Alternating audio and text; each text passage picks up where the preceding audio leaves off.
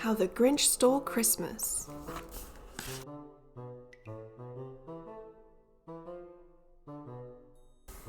Every Who down in Whoville liked Christmas a lot. But the Grinch, who lived just north of Whoville, did not. The Grinch hated Christmas, the whole Christmas season. Now please don't ask why. No one quite knows the reason. It could be his head wasn't screwed on just right.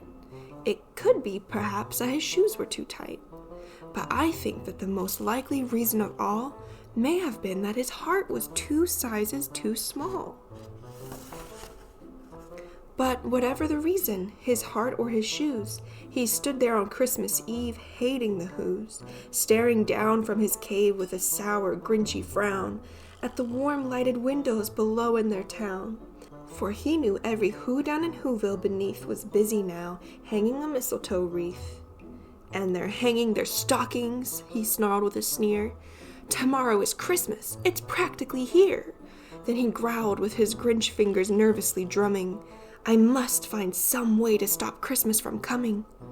For tomorrow, he knew, all the Who girls and boys would wake bright and early. They'd rush for their toys, and then, oh, the noise, noise. That's one thing he hated, the noise. Then the Whos, young and old, would sit down to a feast, and they'd feast, and they'd feast, and they'd feast. They would feast on Who pudding and rare Who roast beast, which was something the Grinch couldn't stand in the least. And then they'd do something he liked least of all. Every Who down in Whoville, the tall and the small, would stand close together with Christmas bells ringing. They'd stand hand in hand, and the Whos would start singing. They'd sing and they'd sing, and they'd sing. And the more the Grinch thought of this Who Christmas sing, the more the Grinch thought, I must stop this whole thing. Why, for 53 years I've put up with it now. I must stop this Christmas from coming. But how? Then he got an idea. An awful idea. The Grinch got a wonderful, awful idea. I know just what to do, the Grinch laughed in his throat, and he made a quick Santa Claus hat and a coat, and he chuckled and clucked, what a great Grinchy trick! With this coat and this hat, I look just like Saint Nick. All I need is a reindeer. The Grinch looked around, but since reindeer are scarce, there was none to be found. Did that stop the old Grinch? No, the Grinch simply said, if I can't find a reindeer, I'll make one instead. So he called his dog Max. Then he took some red thread and he tied a big horn on the top of his head. Then he loaded some bags and some old empty sacks on a ramshackle sleigh and he hitched up old Max.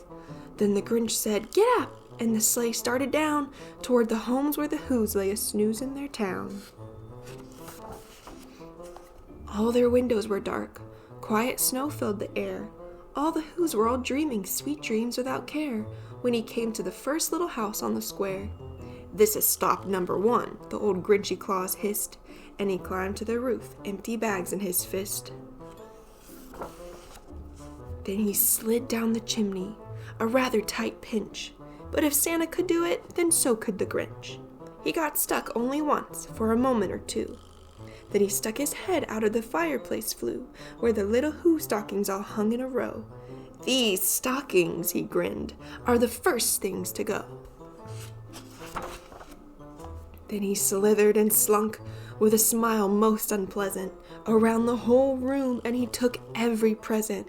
Pop guns and bicycles, roller skates, drums, checkerboards, tricycles, popcorn, and plums, and he stuffed them in bags. Then the Grinch very nimbly stuffed all the bags, one by one, up the chimbley. Then he slunk to the icebox. He took the Who's feast. He took the Who pudding. He took the roast beast. He cleaned out that icebox as quick as a flash. Why, that Grinch even took their last can of Who hash. Then he stuffed all the food up the chimney with glee. And now, grinned the Grinch, I will stuff up that tree. And the Grinch grabbed the tree, and he started to shove, when he heard a small sound like the coo of a dove. He turned around fast, and he saw a small who, little Cindy Lou who was not more than 2. The Grinch had been caught by this tiny Who daughter, who'd got out of bed for a cup of cold water. She stared at the Grinch and said, "Santa Claus, why? Why are you taking our Christmas tree? Why?" But you know, that old Grinch was so smart and so slick, he thought up a lie, and he thought it up quick. "Why, my sweet little tot," the fake Santa Claus lied, "there's a light on this tree that won't light on one side. So I'm taking it home to my workshop, my dear. I'll fix it up there, then I'll bring it back here." And his fib fooled the child. Then he patted her head, and he got her a drink, and he sent her to bed. And when Cindy Lou Who went to bed with her cup, he went to the chimney and stuffed the tree up. Then the last thing he took was the log for their fire. Then he went up the chimney, himself the old liar. On their walls he left nothing but hooks and some wire. And the one speck of food that he left in the house was a crumb that was even too small for a mouse. Then he did the same thing to the other Who's houses, leaving crumbs much too small for the other Who's mouses. It was 1/4 dawn, all the Who's still up bed, all the Who's still a snooze when he packed up his sled. Packed it up with their presents, the ribbons, the wrappings, the tags and the tinsel, the trimmings, the trappings. 3,000 feet up the side of Mount Crumpet, he rode with his load to the tip-top to dump it. Pooh-pooh to the Who's, he was Grinchishly humming. They're finding out now that no Christmas is coming. They're just waking up. I know just what they'll do. Their mouths will hang open a minute or two. Then the Who's down in Whoville all cry boo-hoo. "That's a noise," grinned the Grinch, "that I simply must hear." So he paused, and the Grinch put his hand to his ear. And he did hear a sound rising over the snow. It started in low, then it started to grow.